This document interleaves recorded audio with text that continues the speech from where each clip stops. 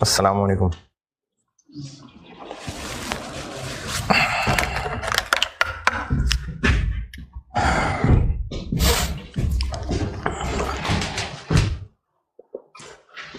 Derivatives.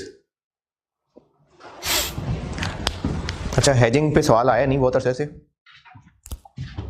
ये 2018 में एक पार्ट के तौर पे टेस्ट हुआ था, उसके बाद हुआ नहीं है। और उससे पहले भी कोई बहुत ज़्यादा टेस्ट नहीं होता ये, क्योंकि ये काफ़ी टफ रहा है। और अभी भी मैं जितनी को मैक्सिमम कोशिश कर सकता हूँ इसको आसान करके समझाने की, वो कर देता हूँ। उससे ज़्यादा मेरे बस की भी बात नहीं है। तो इसमें ज़्यादा सवाल पूछ के ना मुझे मुश्किल में डालिएगा, ना खुद मुश्किल में डालिएगा। हेजिंग से पहले डेरिवेटिव समझ लें। अच्छा, इसकी कैलकुलेशन, ये जो डेरिवेटिव्स हैं, इसकी कैलकुलेशन की तफसील है बहुत ज़्यादा, यानी इस पर काफ़ी ज़्यादा कैलकुलेशन के सवाल हैं बीएफडी में, उस पर पूरा ग्रिड है एक। तो अभी एक लिमिटेशन है, मैं बहुत ज़्यादा इसकी डिटेल में नहीं जा सकता, क्योंकि बीएफडी में पूरा एक 14-15 क्लासेस का टॉपिक है, जो कि यहाँ मैं आपको एक क्लास में बता रहा हूँ। लेकिन कोशिश करता हूँ अंडरस्टैंडिंग डेवलप हो जाए। 4 चीज़ें पढ़ा रहा हूँ उसमें, वो एक एक करके पहले समझाता हूँ, उनकी कैलकुलेशन बताता हूँ, और फिर उसका प्रैक्टिस क्वेश्चन करते हैं। डेरिवेटिव होता क्या है, ये भी इन कैलकुलेशंस को समझाने के बाद। इसमें 4 चीजें बताऊंगा। एक फॉरवर्ड, फ्यूचर, ऑप्शन और स्वैप। ये 4 चीजें बताने लगा। पहले है फॉरवर्ड। फॉरवर्ड एक कॉन्ट्रैक्ट है, बाइंडिंग कॉन्ट्रैक्ट है, जिसमें कोई चीज, वो चीज शेयर भी हो सकता है, वो चीज करेंसी भी हो सकती है, कोई और कमोडिटी भी हो सकती है, गोल्ड है, कॉपर है, क्रूड ऑयल है, जिसको हमने कुछ अरसे के बाद, बहुत ज्यादा नहीं, मतलब 1 साल से ज्यादा की नहीं होती हैं ये चीजें, या तो बेचना है या खरीदना है। और ये जिन चीजों के मैंने नाम लिए हैं, shares, foreign currency, dollar, sterling वगैरह, और क्रूड ऑयल और गोल्ड और इस तरह की और कमोडिटीज, इनकी इंटरनेशनल मार्केट्स होती हैं। यानी गोल्ड की इंटरनेशनल मार्केट है, शेयर्स की चलो ना सही, लेकिन करेंसी की इंटरनेशनल मार्केट है। और इनको अगर हम कुछ अरसे बाद खरीदना या बेचना चाहते हैं तो रिस्क क्या है, टेंशन क्या है? प्राइस फ्लक्चुएशन है, सिंपल सी बात है, प्राइस फ्लक्चुएशन है। अगर हमने एक चीज इंपोर्ट कर ली है लेकिन डॉलर की पेमेंट उसको 2 महीने बाद करनी है, तो रिस्क क्या है कि 2 महीने बाद पता नहीं डॉलर कितने का होगा। अगर क्रूड ऑयल खरीदना है, इंपोर्ट करना है, तो पता नहीं 2-3 महीने के बाद क्रूड ऑयल की प्राइस क्या होगी। तो इन चीजों की प्राइस कम ज्यादा हो सकती है, ये टेंशन है। अगर हम किसी से अभी कॉन्ट्रैक्ट कर लें कि जो हमने महीने 2-3 महीने 4 महीने के बाद ट्रांजैक्शन करनी है, उसकी प्राइस क्या होगी, अगर अभी ही लॉक कर लें, अभी ही बाइंडिंग कॉन्ट्रैक्ट कर लें, तो इस कॉन्ट्रैक्ट को फॉरवर्ड कॉन्ट्रैक्ट कहते हैं। फॉरवर्ड मतलब एक काम हमने फॉरवर्ड में करना है, लेकिन हमने अभी से उस बाद में करने वाले काम का रेट लॉक कर लिया। तो इसमें किसी भी कमोडिटी को बाय या सेल करने के लिए, जो कि अभी नहीं, कुछ अरसे बाद बाय या सेल करनी है, उसके लिए रेट लॉक कर लिया जाए।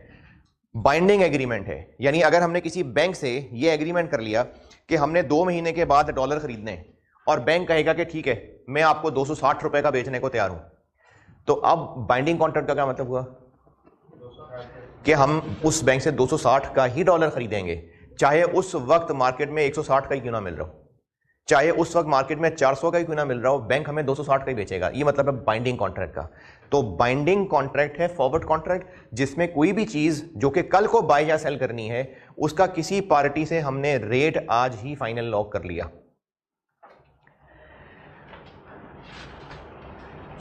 अच्छा, ऐसा करने से दोनों पार्टीज में से किसी एक को फायदा और किसी एक को नुकसान ही होना है। यानी अगर बैंक ने हमसे तय कर लिया ना कि वो हमें 2 महीने बाद 260 रुपए का डॉलर बेचेगा, तो या तो हमें फायदा होना है या बैंक को फायदा होना है। कैसे?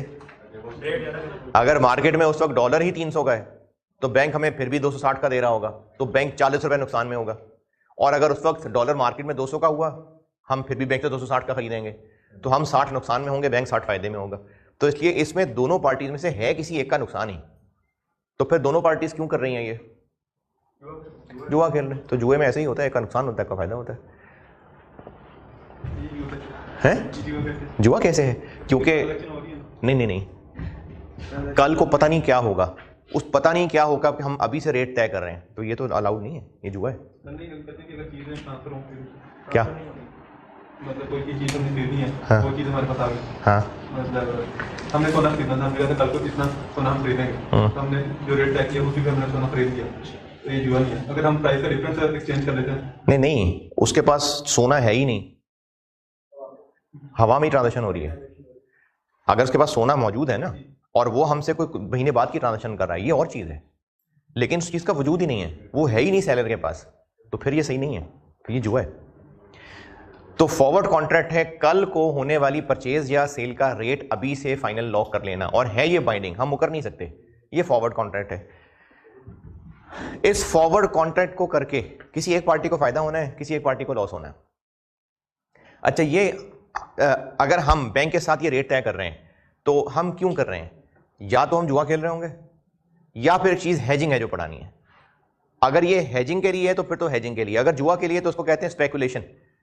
अच्छा, जुए वाली क्या बात है इसमें, यानी हमें क्या इसमें फायदा पॉसिबल या नुकसान हो सकता है? अगर हमें पता है भी अगर आगे जो डॉलर है वो सस्ता हो जाएगा, महंगा हो जाएगा, हमें सस्ता मिल जाएगा, तो हमें गेन हो जाएगा। तो हम इसको 260 रुपए पे लॉक करके जुआ खेल रहे हैं कि कल को अगर मार्केट में 260 से महंगा हो गया तो हम बैंक से 260 का खरीदेंगे और मार्केट में जाके बेच देंगे, तो हमें फायदा हो जाएगा। इस पॉसिबल फायदे के लिए हम जुआ खेलने को तैयार है। और बैंक इसलिए जुआ खेल रहा है कि बैंक को लगता है मार्केट में सस्ता होगा और वो हमें सस्ता खरीद के महंगा 260 का बेच देगा, तो ये दोनों जुआ खेल रहे हैं। ये है फॉर स्पेकुलेशन। तो फॉरवर्ड कॉन्ट्रैक्ट एक कॉन्ट्रैक्ट है, बाइंडिंग कॉन्ट्रैक्ट, जिसके तहत कल को होने वाली परचेज सेल का हम रेट तय कर रहे हैं। और मैं इस वक्त फाइनेंशियल इंस्ट्रूमेंट के सेट 5 पे हूं, जो कि चैप्टर में पेज 29 पे है।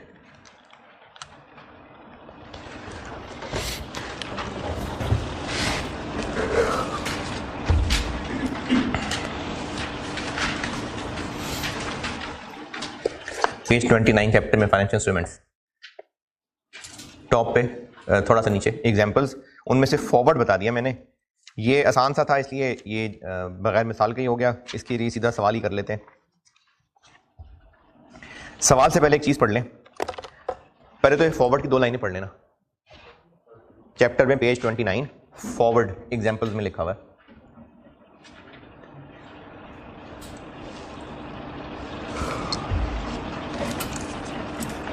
बीएफटी वाली टेस्टिंग होती है इन एरियाज की, डिफरेंट है? बहुत सिंपल है, बीएफडी में तो 15 नंबर का सवाल है, उस लेवल की नहीं है, बिल्कुल भी नहीं, हरगिज नहीं।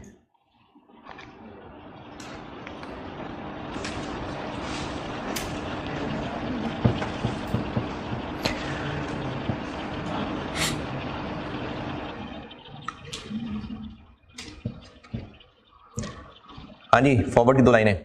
अच्छा, उसके बाद इन एग्जांपल्स के नीचे यूज ऑफ डेरिवेटिव्स, या तो स्पेकुलेशन के लिए यूज होते हैं या हेजिंग के लिए, और उसके नीचे मेजरमेंट कि अगर स्पेकुलेशन के लिए यूज होते हैं तो ये जो डेरिवेटिव्स है ना, हैं ये फाइनेंशियल इंस्ट्रूमेंट, तो इनको फिर फेयर वैल्यू थ्रू पी&एल पे रखा जाता है। ये फाइनेंशियल इंस्ट्रूमेंट हैं डेरिवेटिव्स, क्योंकि इनके अगेंस्ट पैसा ही आना जाना है, मतलब जुआ हार गए तो पैसा देना होगा, जुआ जीत गए तो पैसा लेना होगा। स्पेकुलेशन में एंड में डेट आती है, हाँ, काम करते हैं वैसे ही गेन लॉस बस। यानी अगर ये स्पेकुलेशन के लिए था तो हम बैंक से डॉलर नहीं खरीदेंगे, हम बैंक को कहेंगे कि जो उस वक्त तक हमारा गेन बनता है वो हमें पैसे दे दो, या बैंक कहेगा जी मेरा इतना गेन बनता है हमें पैसे दे दो, तो ये परफॉर्म नहीं हो रहे होते। तो स्पेकुलेशन के लिए अगर इन डेरिवेटिव से खेलना हो जुआ, तो इन ये फाइनेंशियल इंस्ट्रूमेंट्स हैं। फाइनेंशियल इंस्ट्रूमेंट्स क्यों हैं? क्योंकि हमें कॉन्ट्रैक्ट में फंस गए हैं, अब जीत गए तो पैसे मिलने हैं, हार गए तो पैसे देने हैं, तो है ये फाइनेंशियल इंस्ट्रूमेंट। लेकिन अभी अभी इस वक्त कॉन्ट्रैक्ट किया है, अभी नहीं हम हारे जीते हैं, हारना जीतना थोड़ा से बाद शुरू होगा, तो अभी इनिशियली इसके शायद कोई पैसे भी नहीं दिए जा रहे होंगे। हाँ, हो सकता है बैंक के साथ इस कॉन्ट्रैक्ट करने के कोई 2, 4, 5, 10 पैसे दिए जा रहे हो, वो ट्रांजेक्शन कॉस्ट है, वो दिए जा सकते हैं। ज्यादा बड़े पैसे एंड पे जुआ हारने या जीतने पे ही मिलने हैं, तो ये फाइनेंशियल इंस्ट्रूमेंट है, और इसमें चूंकि पैसे मिलने या देने हैं तो इसलिए ये फाइनेंशियल इंस्ट्रूमेंट है, और इसको फेयर वैल्यू थ्रू पी&एल पे रखेंगे। प्रैक्टिस क्वेश्चन 1 पे आ जाए, सेट 5 का प्रैक्टिस क्वेश्चन 1। प्रैक्टिस क्वेश्चंस में वो पेज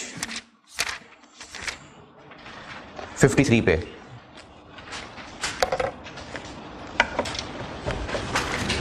प्रैक्टिस क्वेश्चंस में ये पेज 53 पे। ए पढ़ लें, प्रैक्टिस क्वेश्चन 1 ए ना करता हूं बोर्ड पे। प्रैक्टिस क्वेश्चन में पेज 53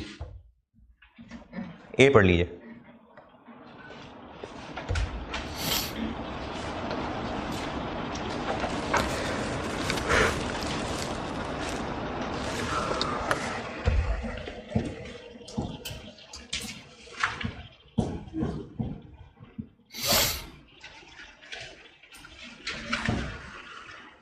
हाँ जी डन, पढ़ लिया।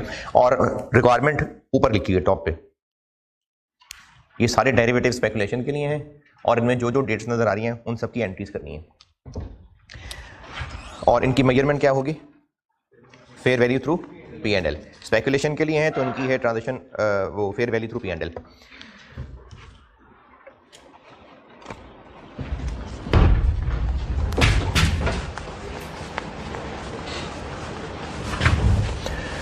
तो इस फॉरवर्ड कॉन्ट्रैक्ट के लिए जिस बैंक के साथ, अच्छा हमने बैंक के साथ फॉरवर्ड कॉन्ट्रैक्ट ये किया है कि हम 31 जुलाई को $50,000 खरीदेंगे, तो ये हमने बैंक के साथ रेट तय कर लिया 160 का। तो ये 160 का रेट तय हो गया, ये फॉरवर्ड कॉन्ट्रैक्ट हो गया। अब ये बाइंडिंग है, 31 जुलाई को हमें 160 का डॉलर खरीदना होगा। 1 मई का वाकया है, 1 मई को कॉन्ट्रैक्ट किया है और इसके लिए कमीशन भी दी है। तो ट्रांजैक्शन कॉस्ट है जी, कमीशन दी ट्रांजैक्शन कॉस्ट। तो इस ट्रांजैक्शन कॉस्ट को fair value through P and L expense बना देंगे। ये मैं कर रहा हूं प्रैक्टिस क्वेश्चन 1 का पार्ट ए। 1 मई 20 P and L debit, transaction cost का वर्ड लिख दें वो भी ठीक है। कैश क्रेडिट कितना, कितनी कमीशन दी है इनको? 0.5 पर डॉलर। तो कितने पैसे दिए हैं? 0.1 पर डॉलर। ये 0.1 पर डॉलर को कितने डॉलर से मल्टीप्लाई करो? 50,000, क्योंकि जितने का उनसे कॉन्ट्रैक्ट किया है उस पे 0.1 रुपये का हमने कॉन्ट्रैक्ट के चार्जेस दिए हैं। कितने? 5,000 रुपये। 5,000 रुपये के 5,000 डॉलर,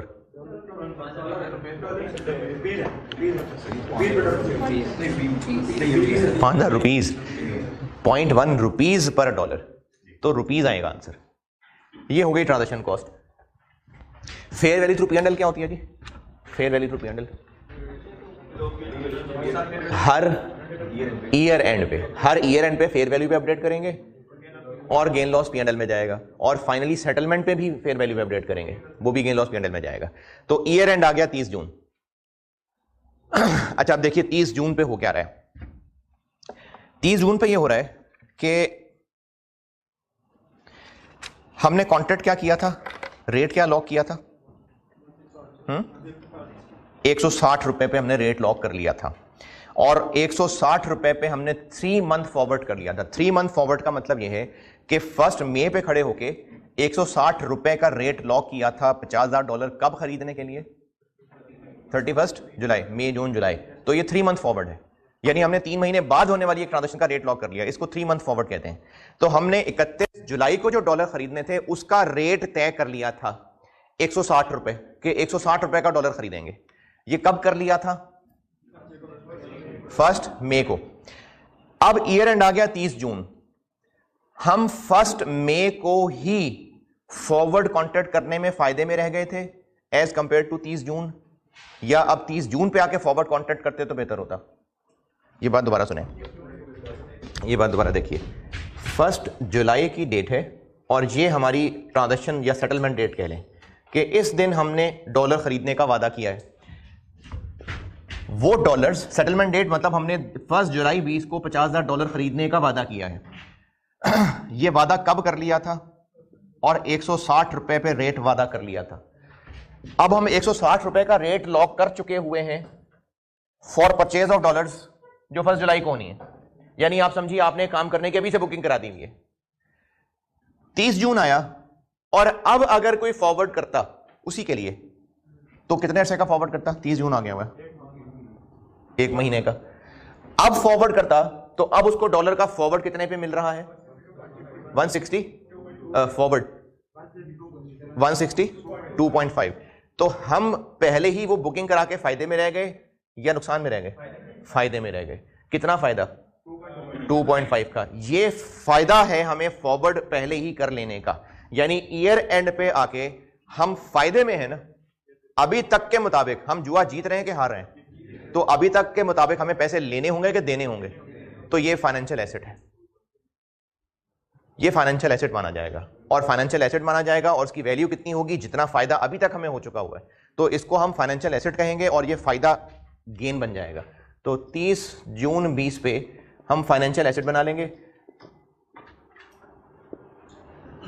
चूंकि हमारे पास फॉरवर्ड कॉन्ट्रैक्ट है ना, तो हम इस फॉरवर्ड कॉन्ट्रैक्ट को देख रहे हैं कि हम फॉरवर्ड कॉन्ट्रैक्ट करके फायदे में रहें कि नुकसान में रहें। अभी इस वक्त आउटर कॉलम से कंपैरिजन नहीं है। आउटर कॉलम है क्या वैसे? क्या मतलब? स्पॉट रेट जो उस वक्त फॉरेन करेंसी मार्केट में चल रहा है। तो अभी तो मार्केट में जा ही नहीं रहे ना, हम तो बात ही फॉरवर्ड की कर रहे हैं कि फॉरवर्ड कॉन्ट्रैक्ट करके हम फायदे में हैं नुकसान में। तो फॉरवर्ड कॉन्ट्रैक्ट को हमने इसी से कंपेयर करना है कि अगर 30 जून पे आके फॉरवर्ड कॉन्ट्रैक्ट करते तो क्या होता? तो हम फायदे में रहें। तो ये फायदा है, यानी हमें पैसे मिलने हैं, इसलिए फाइनेंशियल एसेट है। और ये P&L क्रेडिट कितना? हमें 2.5 रुपए फायदा है। 2 पॉइंट, अच्छा 25, तो हमें 2.25 रुपए फायदा है। तो 162.25 माइनस 160, हमें 2.25 रुपए फायदा है $50,000 पे। 112,500। इसको अब हमने अपना फाइनेंशियल एसेट बना लिया। फाइनेंशियल एसेट क्यों बना लिया? क्योंकि हम जुआ जीत रहे हैं और हमें पैसे मिलेंगे। जी जी, उसी टाइम का ही कॉल करना चाहिए जिसमें हमारा वो कॉन्ट्रैक्ट स्टार्ट होगा। इसमें 1 मंथ का जिसमें लिखा हुआ है 1 मंथ फॉरवर्ड लाइन, हमने फॉरवर्ड किया है किस दिन एग्जीक्यूट करने वाला? 31 जुलाई। तो 31 जुलाई की ही एग्जीक्यूशन डेट वाला फॉरवर्ड देखना है कि अब 30 जून आ गया है। अब अगर हम फॉरवर्ड करते 31 जुलाई वाले दिन एग्जीक्यूट होने वाला, तो कितने पे मिलता? हमने 1 मई वाले दिन कॉन्ट्रैक्ट किया फॉरवर्ड। फॉरवर्ड कॉन्ट्रैक्ट का मतलब है कि हमने कल को होने वाले एक काम का रेट अभी से तय कर लिया। तो हमने 1 मई को रेट तय कर लिया कि 31 जुलाई नहीं, 31 जुलाई नहीं, सॉरी 31 जुलाई है, हाँ 31 जुलाई, 31 जुलाई, 31 जुलाई का दिन आएगा तो हम इतने डॉलर खरीदेंगे। इस बात का रेट हमने अभी से लॉक कर लिया। ये हमारा फॉरवर्ड कॉन्ट्रैक्ट है और 3 मंथ कॉन्ट्रैक्ट इसलिए क्योंकि मई जून जुलाई 3 महीने बाकी हैं। अभी ईयर एंड आ गया। अब हम ईयर एंड पे आके अपने उसी फॉरवर्ड को देख रहे हैं कि हमारा ये फॉरवर्ड कर लेना ठीक है कि नहीं ठीक है। तो उस फॉरवर्ड को देखना है तो ऐसे ही देखेंगे ना कि अभी ये वाला फॉरवर्ड करते तो कितने का करते। ये वाला फॉरवर्ड मतलब 3 मंथ फॉरवर्ड नहीं, वो फॉरवर्ड जो 31 जुलाई पे एग्जीक्यूट होना है। तो 30 जून पे अगर आके दोबारा फॉरवर्ड करते, या दोबारा नहीं अब फॉरवर्ड करते 31 जुलाई पे एग्जीक्यूट होने वाला, तो वो 1 मंथ फॉरवर्ड ही करते हम, तो वो 162.25 का मिलता।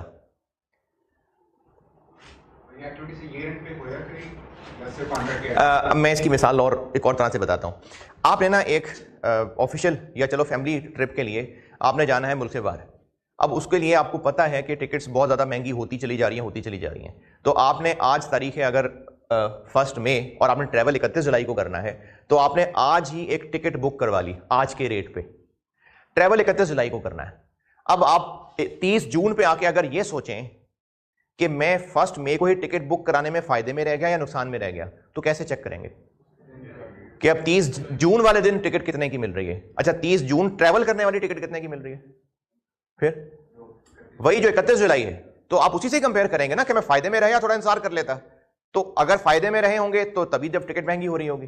तो इसी तरह से हम लोग फॉरवर्ड कॉन्ट्रैक्ट 1 मई को कर चुके हैं कि 31 जुलाई को हम डॉलर खरीदेंगे। अब हम ये देखना चाह रहे हैं कि फॉरवर्ड करने में हम फायदे में रहे कि नुकसान में रहे। तो 30 जून पे आके दोबारा देखेंगे कि अच्छा अब अगर उस दिन वाली टिकट का रेट देखते तो कितने का मिलता, तो वो 162.25 का मिलता, तो हम फायदे में रहे। तो फायदा है, हम जुआ जीत रहे हैं, पैसे मिलेंगे, इसलिए financial asset. Fair value through P&L, transaction cost P&L में, ईयर एंड के ऊपर आके फेयर वैल्यू पे अपडेट करना और उसका गेन लॉस P&L में ले जाना। और फाइनली सेटलमेंट डेट। अब फाइनली सेटलमेंट डेट आ गई। अब जब फाइनली सेटलमेंट डेट आ गई तो अब फायदा नुकसान किससे कंपेयर करके होगा? उस दिन के स्पॉट से, क्योंकि उस दिन तक फॉरवर्ड कोई नहीं मिल रहा होगा, उस दिन तो पहुंच गया 31 जुलाई वाला दिन। अब जब 31 जुलाई वाला दिन आ गया तो हम मजीद फायदे में हो गए या नुकसान में चले गए? मजीद फायदे में हो गए। कितना मजीद फायदा? 1.25। यहां तक का फायदा हम रिकॉर्ड कर चुके थे ना, तो अब यहां से आगे और देखना है। तो हम मजीद फायदे में चले गए, इसलिए मजीद जुआ जीतने की पोजीशन में आ गए। तो financial asset 163.5 minus 162.25 into $50,000 62,500 P&L। और बस 31 जारी खत्म, ना हमने डॉलर खरीदने थे ना बेचने थे। जिसे जुआ लगाया था उसको हमने कहा कि हमें इतना फायदा हो चुका है। कितना फायदा हो चुका है? या चलो अगर आप इसको ऐसे भी समझ लें, अगर फिलहाल ऐसे भी समझें तो भी ठीक है कि हमने फॉरवर्ड कॉन्ट्रैक्ट क्या किया हुआ है 160 पे डॉलर खरीदने का, और चूंकि मकसद सिर्फ जुआ लगाना था तो 160 का खरीदेंगे और 163.5 का बेच देंगे, तो फायदा आ जाएगा ना। कितना? 3.5 रुपए का। तो 3.5 रुपए का फायदा हम रिसीव कर लेंगे कैश। 163.5 माइनस 160 कितना बन गया? और अगर वैल्यूज पे गौर करें तो ये वही है जो हम ऑलरेडी फाइनेंशियल एसेट बना चुके हुए हैं, वो फाइनेंशियल एसेट हमें रिसीव हो जाएगा। ये ऑलरेडी हम फाइनेंशियल एसेट बना चुके हैं, यही रिसीव हो जाएगा। Financial asset credit, cash debit.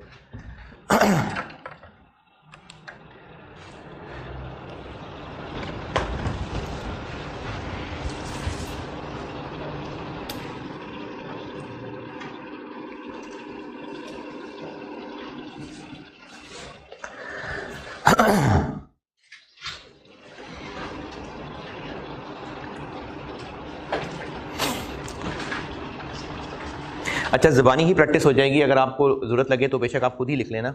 अगर ये सवाल बिल्कुल ऐसे ही होता लेकिन डॉलर खरीदने की बजाय डॉलर बेचने का होता, यानी हमने बैंक को कहा होता कि हम कहीं से भी लाके तुम्हें डॉलर बेचेंगे 160 का, तो पहली एंट्री ये ऐसी रहती। अब डॉलर जैसे जैसे मार्केट में महंगा होता जाएगा हमें नुकसान महसूस होता जाएगा। P&L debit, financial liability credit, फिर से वही, और एंड पे कैश देना पड़ता, फाइनेंशियल लायबिलिटी डेबिट और कैश क्रेडिट। ये है फॉरवर्ड कॉन्ट्रैक्ट।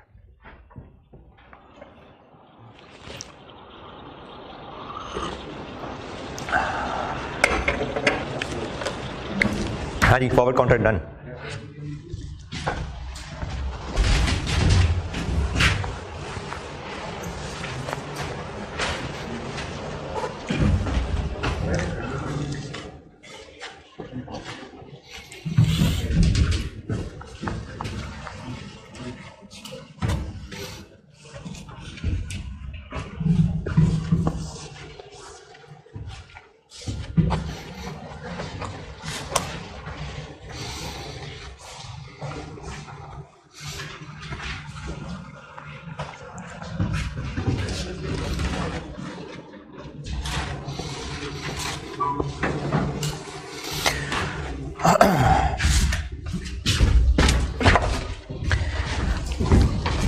ऑप्शन, पहले मैंने नंबर 2 पे बेशक फ्यूचर लिखा था लेकिन ऑप्शन बता रहा हूं।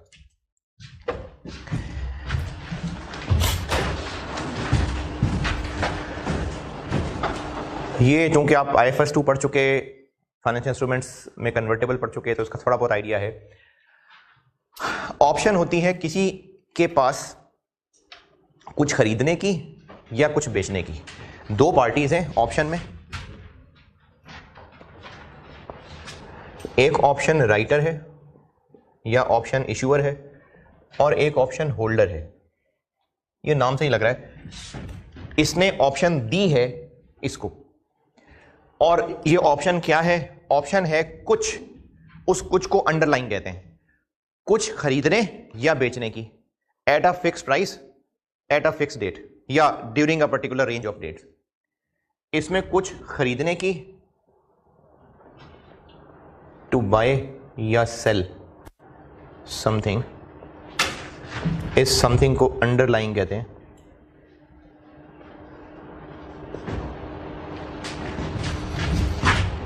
एट अ फिक्स्ड प्राइस, इस प्राइस को exercise price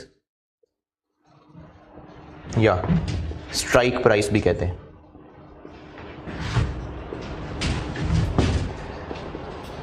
at a particular date, या एट भी कह सकते हैं या टिल भी कह सकते हैं।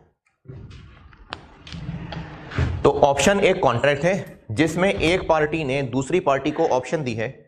अब इस ऑप्शन होल्डर के पास राइट है, राइट है मतलब राइट है, लेफ्ट नहीं है, राइट है, ऑब्लिगेशन नहीं है, राइट है कि चाहे तो फलानी चीज खरीद या बेच सकता है एट अ फिक्स प्राइस जो दिन तय हुआ है तब तक।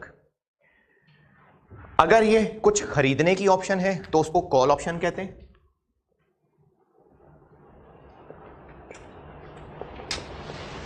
और अगर कुछ बेचने की ऑप्शन है तो उसको पुट ऑप्शन कहते हैं।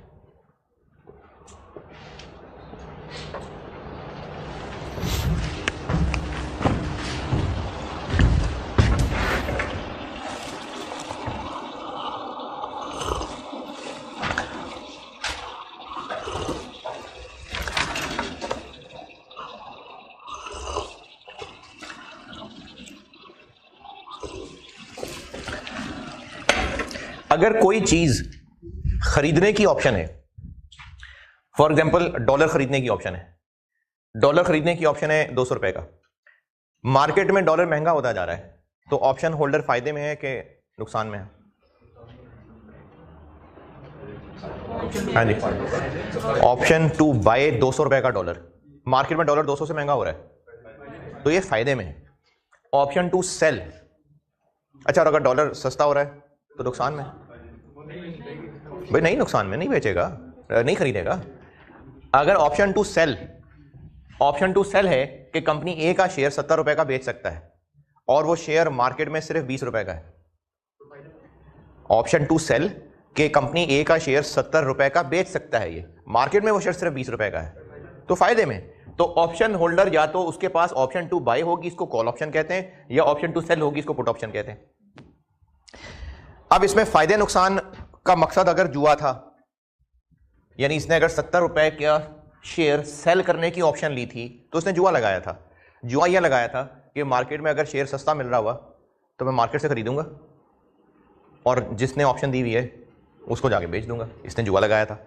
इसी तरह अगर कोई चीज खरीदने की ऑप्शन थी तो उसने जुआ लगाया था कि मार्केट में अगर ये महंगा हो गया तो मैं उस ऑप्शन वाले से खरीदूंगा और मार्केट में जाके बेच दूंगा। तो ऑप्शन कॉन्ट्रैक्ट भी एक डेरिवेटिव है जो जुए के लिए यानी फॉर स्पेकुलेशन हो सकता है। इसके लिए पार्ट बी पढ़ लें ट्रांजैक्शन का।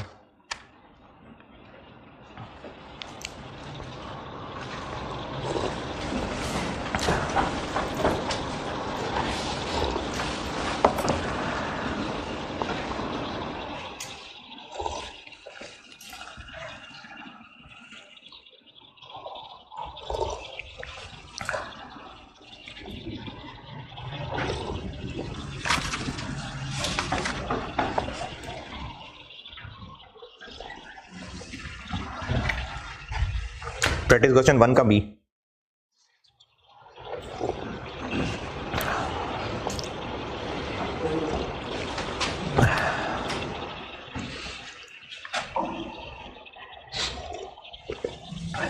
जैसे जैसे शेयर मार्केट में महंगा होता जा रहा है ऑप्शन की कीमत भी बढ़ती जाएगी। अच्छा, जरा खुद ही ट्राई करें, पहले सॉल्यूशन देखे बगैर। पार्ट बी जरा ट्राई करिए आप लोग। फेयर वैल्यू थ्रू पी&एल है क्योंकि स्पेकुलेशन के लिए है, और हम लोग इस वक्त इस ऑप्शन की बस कर रहे हैं काउंटिंग। ये जुआरिया है, यानी कल को शेयर बेच के शेयर रख नहीं लेगा, शेयर खरीद के शेयर रख नहीं लेगा। क्या करेगा? शेयर खरीदेगा, फौरन बेच के फायदा लेगा बस। जी, जो प्रीमियम है वो शुरू में ही पे होगा, और नॉर्मली वो उस ऑप्शन की उस वक्त की फेयर वैल्यू ही समझा जा रहा होता है। मैंने लिखा भी हुआ है वैसे ब्रैकेट में।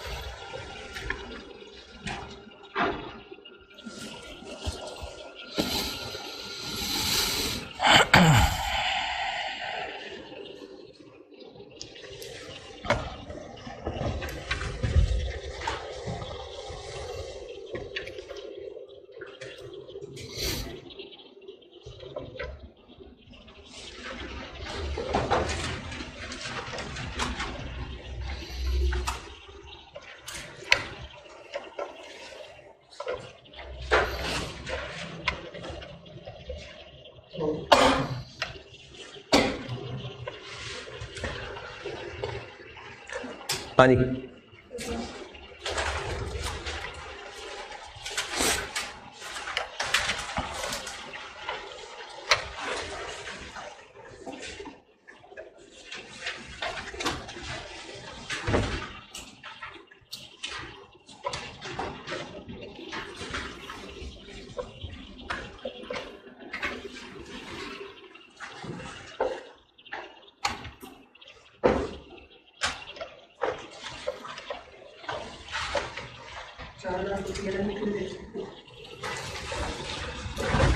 क्यों नहीं लेके गए?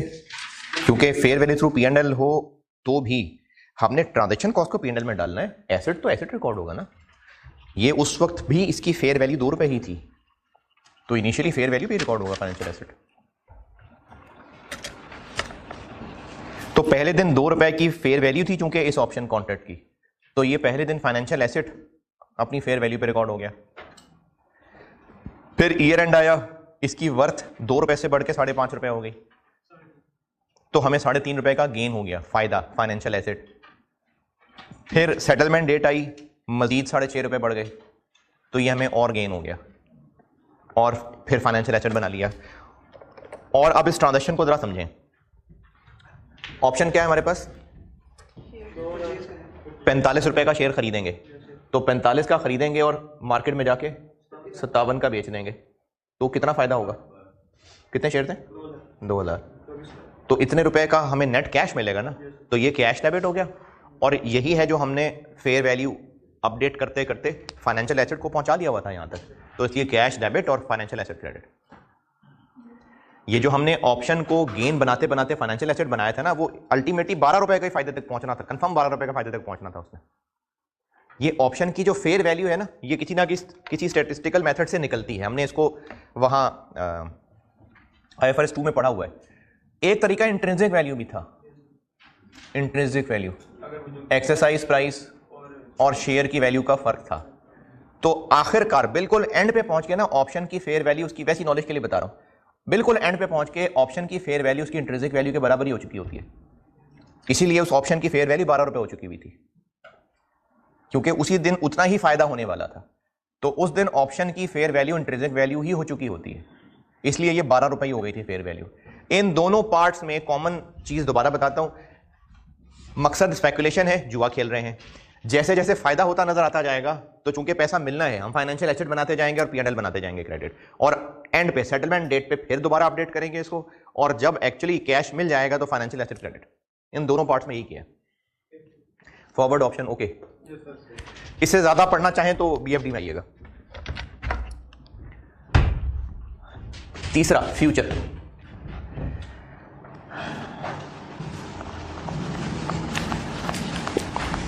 ये इन दोनों से थोड़ा सा टेक्निकल है, तो अगर आपको नींद आ रही है तो जरा आंखें खोलें, होश में आए।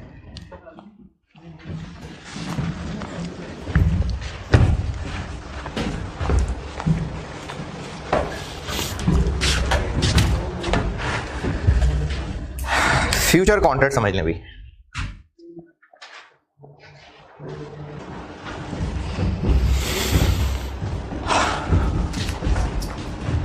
जागे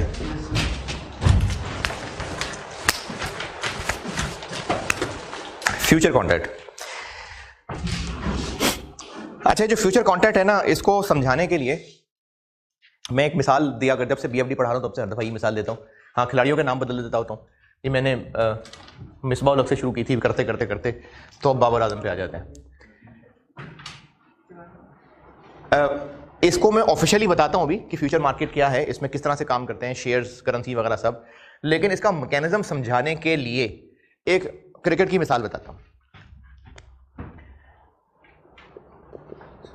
ताकि आपको एक बार मैकेनिज्म समझ आ जाए ना, फिर मैं उसको ऑफिशियली शेयर्स और गोल्ड और डॉलर उससे रिलेट करूंगा। ओरिजिनल कॉन्ट्रैक्ट ये था पाकिस्तानी टीम कैप्टन का कि मैच फीस मिला करेगी आपको 3 लाख रुपए, चाहे जीतो चाहे हारो, हमें तुमसे प्यार है, और 3 लाख रुपए मैच फीस मिलेगी। ये ओरिजिनल कॉन्ट्रैक्ट था। लेकिन कॉन्ट्रैक्ट हो गया रिवाइज, और अब रिवाइज कॉन्ट्रैक्ट करके ये कर दिया कि अगर तो मैच जीत गए, नहीं, हाँ चलो ठीक है, तो फिर तो मैच फीस तुम्हें देंगे 5 लाख, लेकिन अगर हार गए तो फिर 1 लाख देंगे। अब मैच फीस ये भी हो सकती है, ये भी हो सकती है। अब इसमें रिस्क आ गया।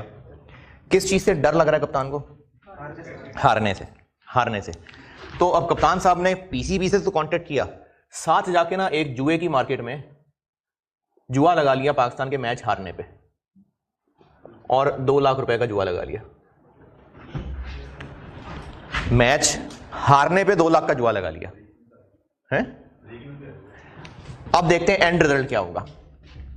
अब एंड रिजल्ट, अगर तो पाकिस्तानी टीम मैच हार गई तो उसको फीस कितनी मिलेगी? 1 लाख। लेकिन जुआ जीत जाएगा, उसने मैच टीम के हारने पे जुआ लगाया था, तो वहां से उसको 2 लाख मिल जाएंगे। और अगर एंड रिजल्ट ये हुआ कि टीम मैच जीत गई तो उसको फीस मिलेगी 5 लाख, लेकिन ये जुआ हार जाएगा तो ये 3 लाख पे आ जाएगा। तो ये जो जुए की मार्केट है ना, ये फ्यूचर मार्केट जैसी चीज है कि जो ओरिजिनल कॉन्ट्रैक्ट है वो एग्जीक्यूट होगा, लेकिन ओरिजिनल कॉन्ट्रैक्ट में वो जिस चीज से डर रहा है उस पे जुआ खेल लेगा। ओरिजिनल कॉन्ट्रैक्ट अलग, जुए का कॉन्ट्रैक्ट अलग। ओरिजिनल कॉन्ट्रैक्ट में वो जिस चीज से डर रहा है उस पे वो जुआ खेल लेगा। अगर तो वो चीज ना हुई तो असल में फायदे में रह जाएगा, चलो खैर है जुआ हार जाएगा। लेकिन अगर वो हो गया जिससे डर रहा था तो असल में नुकसान में होगा, लेकिन जुआ फायदा दे जाएगा। तो वो जो ऐसे ऐसे होने का डर था वो अब हेज हो जाएगा। तो फ्यूचर कॉन्ट्रैक्ट का मेन मकसद ये, मेन मैकेनिज्म ये है। ये तो मैंने खैर हेजिंग कर दी ना, लेकिन अभी मैं आपको जो स्पेकुलेशन सिखा रहा हूं तो बस सिर्फ ये फ्यूचर है कि ये टिपिकली जुआ है बस। अब वो कैसे है उसको मैं शेयर्स, डॉलर्स उससे लिंक करके फिर मिसाल देकर बताता हूं। पहले इसका सिर्फ कॉन्सेप्ट समझें कि फ्यूचर मार्केट का कॉन्सेप्ट ये था कि अगर हेजिंग करनी है तो इसको ऐसे सेट किया जाएगा कि ओरिजिनली जिस चीज से डर रहे थे उसी पे जुआ खेलेंगे, ताकि अगर वो हो गया जिसका डर था तो जुआ जीत जाएंगे, और अगर हालात अच्छे रहे तो जुआ हार जाएंगे, लेकिन कम ज्यादा होगी, कुछ अमाउंट बैलेंस हो जाएगी। लेकिन इस मिसाल से मैंने आपको फ्यूचर हेजिंग के साथ जोड़ दिया। तो अभी हेजिंग बाद में पढ़नी है, पहले सिर्फ फ्यूचर कॉन्ट्रैक्ट की बात करते हैं।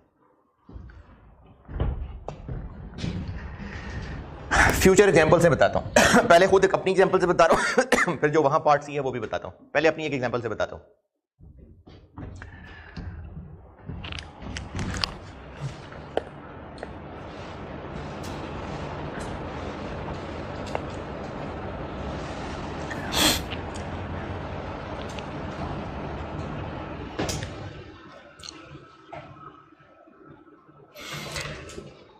फर्स्ट जनवरी 21, ये मैं एक मिसाल से आपको फ्यूचर का मैकेनिज्म समझा रहा हूं। अगर एक मिसाल काफी ना हुई तो एक और दे दूंगा, फिर उसके बाद जो मैंने वहां क्वेश्चन बनाया हुआ फिर उस पर आ जाऊंगा। पहले एक मिसाल से बताता हूं। फर्स्ट जनवरी 21 को हम एक पाकिस्तानी कंपनी है, हमने कुछ गुड्स बेची फॉर $40,000 ऑन क्रेडिट ऑफ 2 महीने। यानी हमें पैसे कब मिलेंगे? 2 महीने बाद, फरवरी एंड पे। डर क्या है इसमें? कि डॉलर का रेट चेंज हो जाएगा। जब हमें कल को 2 महीने बाद डॉलर मिलेगा तो डॉलर पता नहीं कितने का होगा, क्योंकि डॉलर का रेट गिर रहा है तो पता नहीं डॉलर कितना गिर चुका होगा। नींद आ रही है, अभी तो मैंने हेजिंग शुरू ही नहीं किया यार।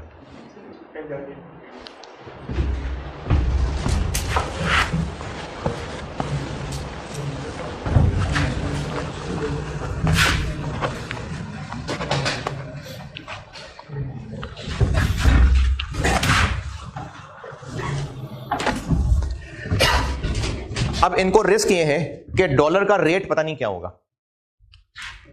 एक मार्केट है फ्यूचर मार्केट, यहां पर डॉलर्स की प्राइसेस पे जुए लग रहे होंगे, बस यहां सिर्फ जुए लग रहे होंगे, ना डॉलर असल में खरीदे जाने ना डॉलर असल में बेचे जाने।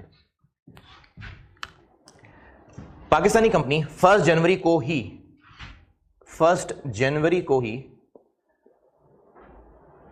फ्यूचर मार्केट में एंटर होगी और फ्यूचर मार्केट में जाके कहेगी अच्छा कंपनी को डर किस बात से लग रहा है, कल को डॉलर इन्होंने बेचने जाना है या खरीदने जाना है।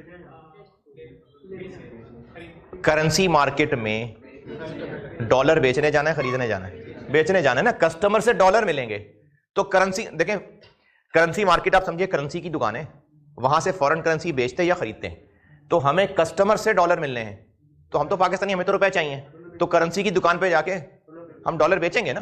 तो हमें इस वक्त टेंशन है कि कल को जब डॉलर बेचने जाएंगे तो पता नहीं क्या रेट होगा। हम गए आज फ्यूचर मार्केट में और जाके यहां आवाज लगाई कि हम डॉलर बेचना चाहते हैं, क्या प्राइस चल रही है। प्राइस चल रही थी और हम उस प्राइस पे बेच आए जाके।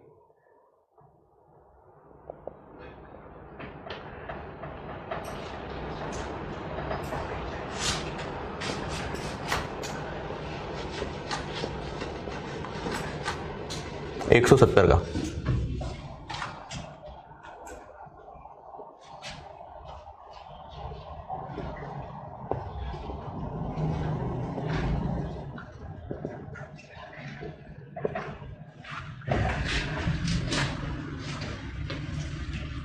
हम डॉलर फ्यूचर कॉन्ट्रैक्ट हम 1 जनवरी को फ्यूचर मार्केट में गए और फ्यूचर मार्केट में जाके एक एक्शन कराए जाके, उस एक्शन का नाम था कि हम future contract, dollar future contract sell कराएं। प्राइस मिली हमें उस दिन 170 की, और जिस कॉन्ट्रैक्ट को हम सेल करके आए हैं वो 31 मार्च मैच्योरिटी डेट वाला था, क्योंकि और कोई मिल नहीं रहा था। हमने असल में डॉलर कब बेचने हैं, असल में 1 मार्च को।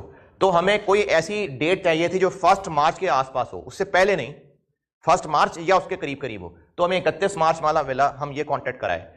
क्योंकि ये सारा कुछ बड़ी डिटेल में BFD में है और BFD में फ्यूचर पे मैं तकरीबन को 2, 3, 4 क्लासेस लगाता हूं, तो इसलिए इसकी ज़्यादा डिटेल में मैं नहीं जा सकता अभी। इसका मतलब सिर्फ इतना समझ लीजिए, ये जो मैंने लाइन लिखी है, फ्यूचर कॉन्ट्रैक्ट सेल करना इस प्राइस पे, इस मैच्योरिटी डेट वाले का मतलब ये है कि हम 1 जनवरी को जाके फ्यूचर मार्केट में एक वादा कराए हैं कि जब 31 मार्च का दिन आएगा तो हम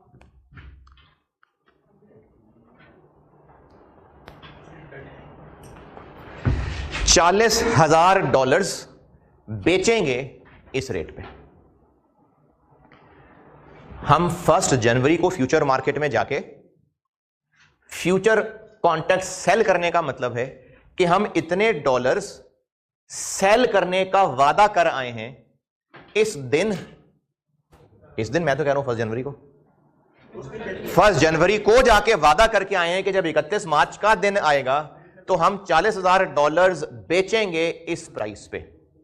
ये किससे करके आए हैं, क्यों करके आए हैं, होती है कोई चीज, फ्यूचर मार्केट का होता है कोई मैकेनिज्म। हम 1 जनवरी को जाके फ्यूचर मार्केट में डॉलर्स इस दिन बेचेंगे इतने, इस रेट पे, ये वादा कराए और घर आ गए। उसके बाद 1 मार्च का दिन आ गया। 1 मार्च का दिन आया, हमें कस्टमर से $40,000 मिले और हम ये $40,000 लेके क्या करें, अब उधर नहीं जाना, करेंसी की दुकान पे जाएंगे, डॉलर देंगे, रुपए ले लेंगे। कितने के उस दिन हमें डॉलर, जो उस दिन का रेट होगा। तो 1 मार्च का दिन आया और उस वक्त जो स्पॉट मार्केट में रेट चल रहा था वो चल रहा था 160 चले, उस दिन 160 रुपए रेट चल रहा था। तो असल में हमने क्या किया होगा, असल में हम 1 मार्च को उस करेंसी की दुकान में जाएंगे, $40,000 उस दुकानदार को देंगे और बदले में कितने रुपए ले लेंगे, 160 के हिसाब से। इसको स्पॉट ट्रांजैक्शन भी कहते हैं। फिर हमें याद आया कि हम तो फ्यूचर मार्केट में वादा करके आए थे, हम फिर फ्यूचर मार्केट में दोबारा जाएंगे। अब दोबारा कब जाएंगे, यही नहीं, 1 मार्च को, 1 मार्च को यहां दोबारा जाएंगे। और 1 मार्च को जब दोबारा जाएंगे यहां, तो 1 मार्च को जाकर हम एक उल्टा वादा कराएंगे।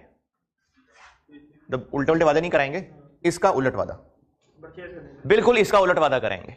और इसका उलट वादा ये करके आएंगे कि हम डॉलर खरीदेंगे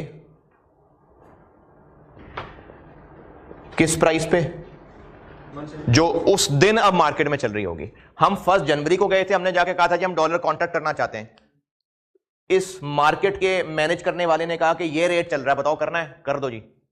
तो 170 रुपए उस दिन प्राइस चल रही थी, उस दिन ये प्राइस चल रही थी, और ये प्राइस हमारी मर्जी की नहीं थी। हम मार्केट में एंटर हुए, फ्यूचर मार्केट में ये प्राइस चल रही, जैसे हम किसी दुकान पे जाकर कोई चीज खरीदते हैं तो उस वक्त ये प्राइस चल रही होती है।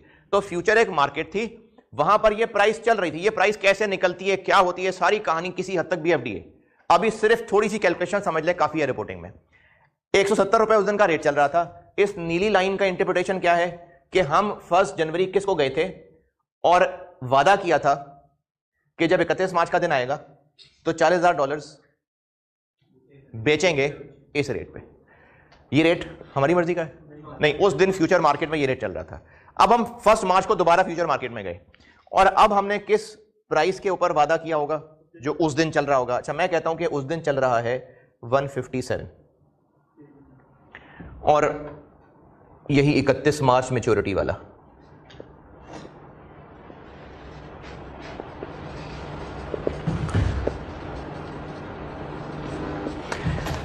अब हमारे इस फ्यूचर मार्केट के सिस्टम में 2 वादे रजिस्टर हो गए हैं।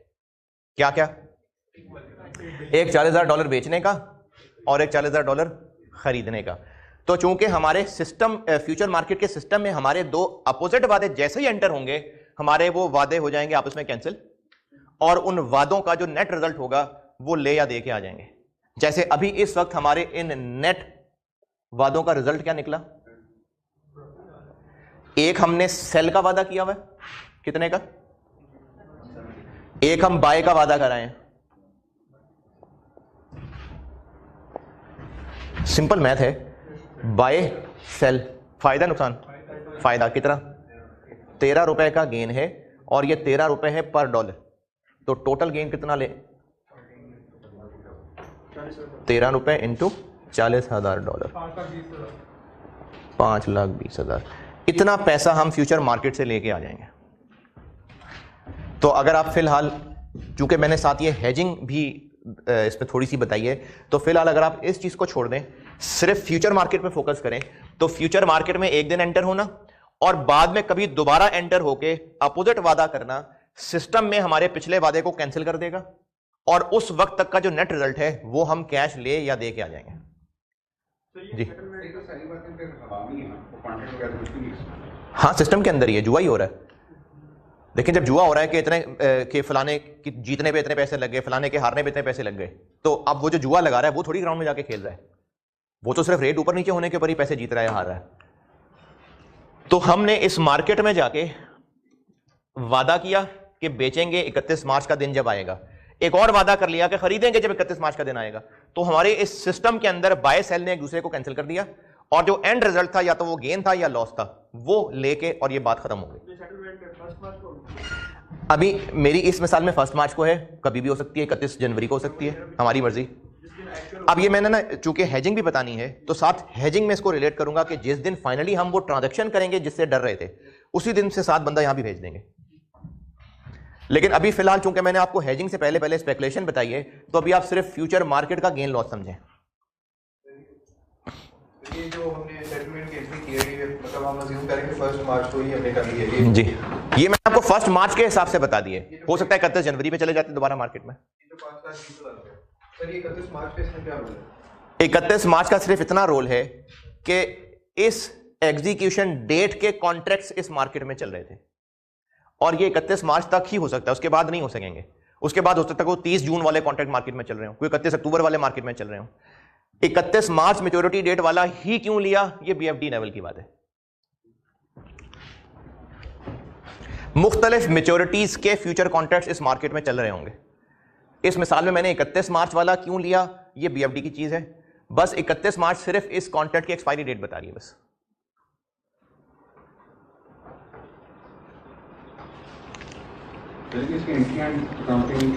करता हूं, पहले तो इस गेन लॉस की बात समझे ना।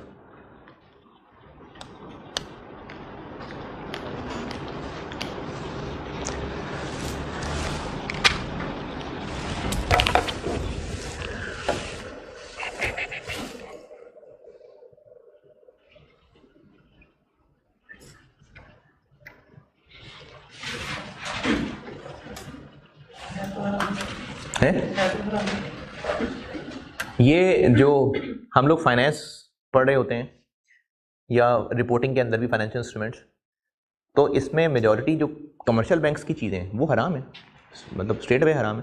मैं तो आप ये कौन सा मैं और आप जाके वाकई जुआ खेल रहे हैं? मैं आपको पढ़ा रहा हूँ, आप पेपर पास कर रहे हैं, बस ये जुआ तो नहीं कर रहे हम। तो आप ना जाना फाइनेंशियल इंस्टीट्यूशंस के अंदर, ये हराम चीज़ें। हाँ, फॉरवर्ड कॉन्ट्रैक्ट का इस्लाम में कॉन्सेप्ट है, लेकिन उसकी कुछ शराइतें हैं, तो वो एक और चीज़ है, मुझे वो याद नहीं है, पढ़ाता था किसी दौर में। और हैरत की बात यह है कि इस्लामिक फाइनेंस में ACCA को पढ़ाता था, ACCA को मैं इस्लामिक फाइनेंस पढ़ाता था, उनके कोर्स का हिस्सा था, हमारे में नहीं। MFA में नहीं है, एक छोटा सा क्वेश्चन है। हाँ। लेकिन एक पेज है बस। सोर्सेज ऑफ फाइनेंस जहाँ पे है ना, पे एक पेज लगा मिटा कर मतलब पाकिस्तानी CA के कोर्स में इस्लामिक फाइनेंस नहीं है। रिपोर्टिंग में वो स्पेशलाइज स्टेटमेंट्स के अंदर थोड़े से इस्लामिक स्टैंडर्ड हैं, और वो जो मैं आपको पढ़ाऊंगा भी नहीं, वो टेस्ट भी नहीं होते।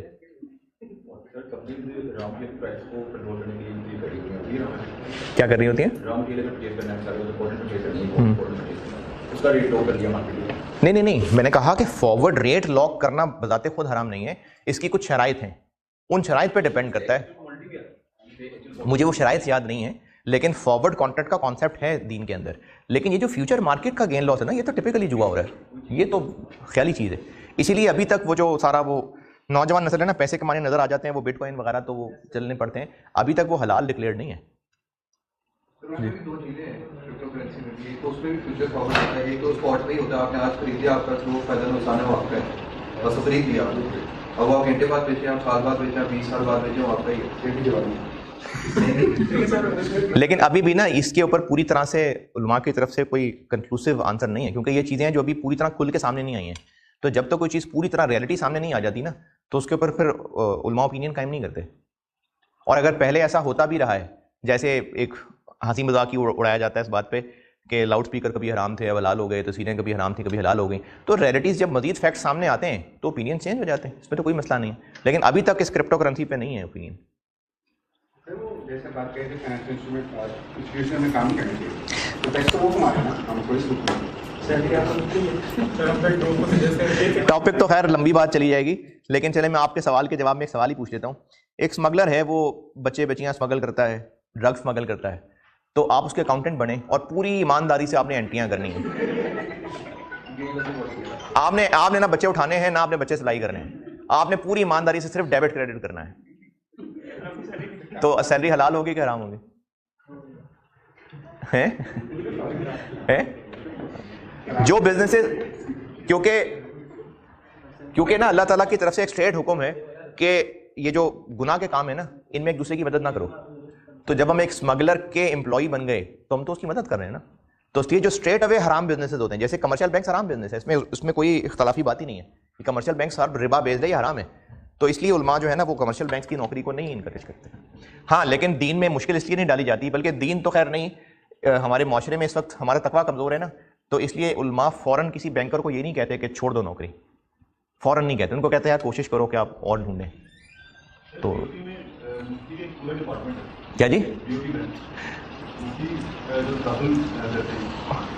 नहीं, देखें मेरी बात सुने, कमर्शियल बैंक्स की कुछ ट्रांजैक्शंस ऐसी, जैसे हर कमर्शियल बैंक का तकरीबन हर एक का इस्लामिक बैंकिंग का विंग बन चुका हुआ है, तकरीबन हर एक का ही है। तो वो जो इस्लामिक बैंकिंग का उनका विंग बन चुका हुआ है, तो उस विंग के लिए वो उलमा हायर करेंगे और वो उलमा के गाइडेंस के अंदर प्रोडक्ट लॉन्च कर रहे होंगे, तो उस विंग से रिलेटेड हो सकते हैं उलमा। तो इंश्योरेंस पे भी तकाफुल का कॉन्सेप्ट है ना, ये दीन का कॉन्सेप्ट है।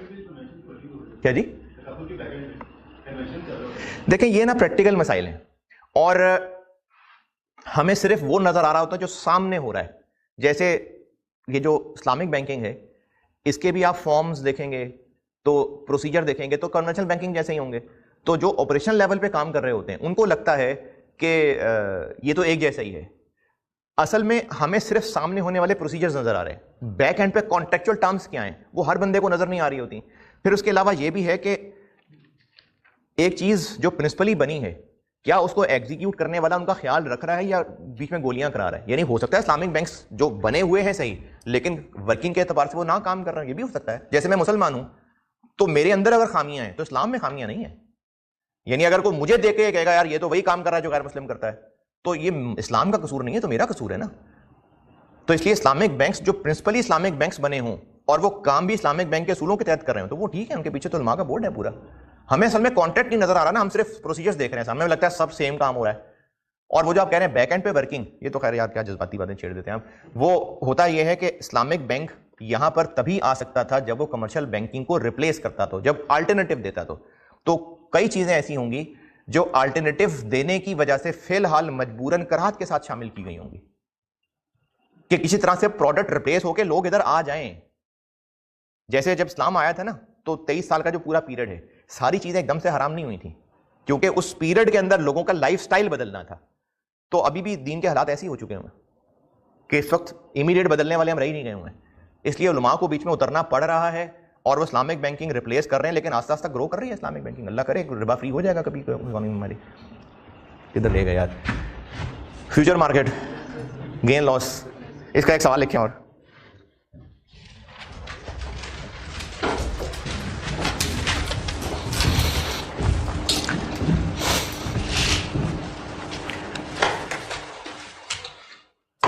दो डेट का डाटा बता रहा हूं। एक डेट है 1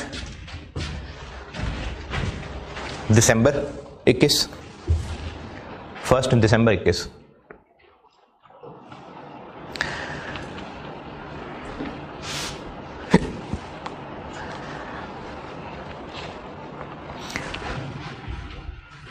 फर्स्ट दिसंबर 21 को जाके हमने काम किया है bye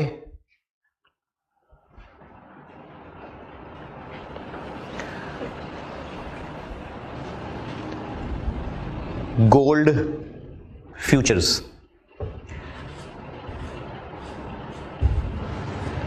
contract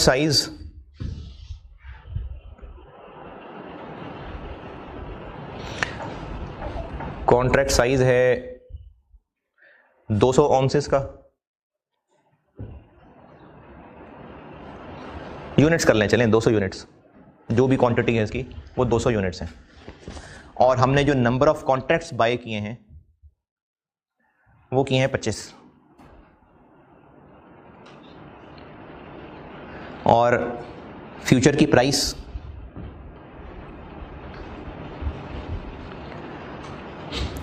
$5,000 per unit, ₹5,000 per unit.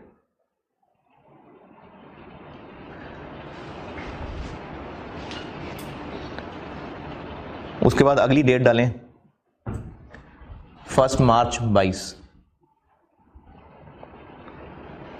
Bye की जगह सेल कर दें और बाकी सब चीज़ें वही हैं। प्राइस 5,000 की जगह कर दें 4,800, नहीं 4,700 पर यूनिट, 4,700 पर यूनिट। जब 1 दिसंबर को मार्केट में गए थे उस वक्त फ्यूचर की प्राइस 5,000 पर चल रही थी, और अब जब दोबारा हम 1 मार्च को गए तो प्राइस 4,700 चल रही है। 1 मार्च को हम फ्यूचर मार्केट क्लोज कर देते हैं तो नेट गेन और लॉस कैलकुलेट कर दें। यानी ना हमने सोना खरीदा ना बेचा, बस सोने के रेट के ऊपर जो गेन लॉस है वो लेके आ गए। तो 1 मार्च को फ्यूचर मार्केट का रिजल्ट क्लोज कर दें, देखें कितना टोटल गेन या लॉस है।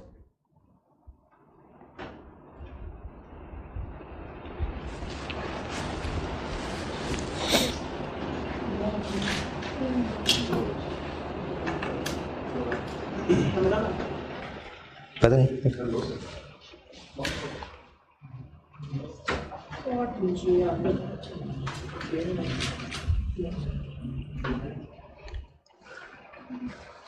अच्छा 300 का लॉस है पर यूनिट। एक कॉन्ट्रैक्ट में 200 यूनिट्स हैं और हमने 25 कॉन्ट्रैक्ट्स, तो 300 इंटू 200 यूनिट्स पर कॉन्ट्रैक्ट इंटू 25 कॉन्ट्रैक्ट्स, तो 15 लाख का लॉस।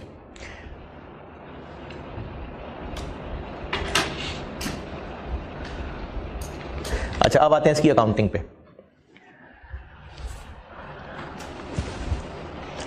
यही जो अभी मैंने सवाल लिखवाया आपको, अभी जो मैंने लिखवाया, अगर 31 दिसंबर ईयर एंड होता तो चूंकि फ्यूचर कॉन्ट्रैक्ट एक फाइनेंशियल इंस्ट्रूमेंट है तो ईयर एंड पे भी इस पे कोई ना कोई गेन लॉस रिकॉर्ड करना है। तो अगर ईयर एंड 31 दिसंबर होता तो बेशक हम असल में फ्यूचर मार्केट में गए कब है? 1 मार्च को। लेकिन हम 31 दिसंबर पे ईयर एंड पे कैलकुलेशन करते, पहले दिन क्या किया था जाके, सेल या बाय? बाय। तो हम ईयर एंड पे आके करते कि ईयर एंड 31 दिसंबर पे अगर जाते और सेल कर देते तो क्या गेन लॉस होता? वो ईयर एंड के ऊपर गेन लॉस है। इसकी अकाउंटिंग पे आ रहा हूं कि हम ईयर एंड पे जाके कैलकुलेशन करते हैं कि इनिशियली तो बाय का कॉन्ट्रैक्ट किया हुआ है, ईयर एंड पे जाके हम सिर्फ कैलकुलेशन चेक करेंगे कि अगर ईयर एंड पे जाते, इसको क्लोज करते, सेल का कॉन्ट्रैक्ट करते तो क्या गेन लॉस होता। वो गेन लॉस ईयर एंड पे रिकॉर्ड होगा और फिर फाइनली 1 मार्च को दोबारा होगा। प्रैक्टिस क्वेश्चन 1 का सी खुद ही ट्राई करके देखें, और अगर कुछ समझ नहीं आ रही क्या करना है तो पहले तो कोशिश करें, नहीं तो फिर उसका सोल्यूशन देख के समझने की कोशिश करें। प्रैक्टिस क्वेश्चन 1 पार्ट सी, पहले खुद ट्राई करिएगा। वैसे प्रैक्टिस क्वेश्चन 1 का पार्ट सी,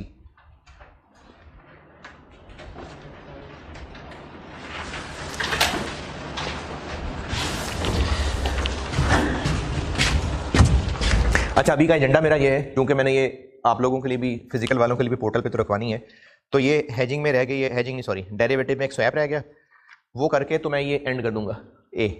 फिर आपने चलना फिरना है, सूटे शूटे लगाने फिर आप लगाएं। फिर मैं अगला टुकड़ा कराऊंगा 47B फेयर वैल्यू हेज, फिर वो करा के फिर ब्रेक कर दूंगा। फिर सी टुकड़ा कराऊंगा कैश फ्लो हेज। ये 3 टुकड़ों में मैंने पढ़ाना है। सूरज ढलने से पहले पहले इंशाल्लाह आप घर पहुंच जाएंगे। प्रैक्टिस क्वेश्चन 1 का पार्ट सी, पहले खुद कोशिश करें। वैसे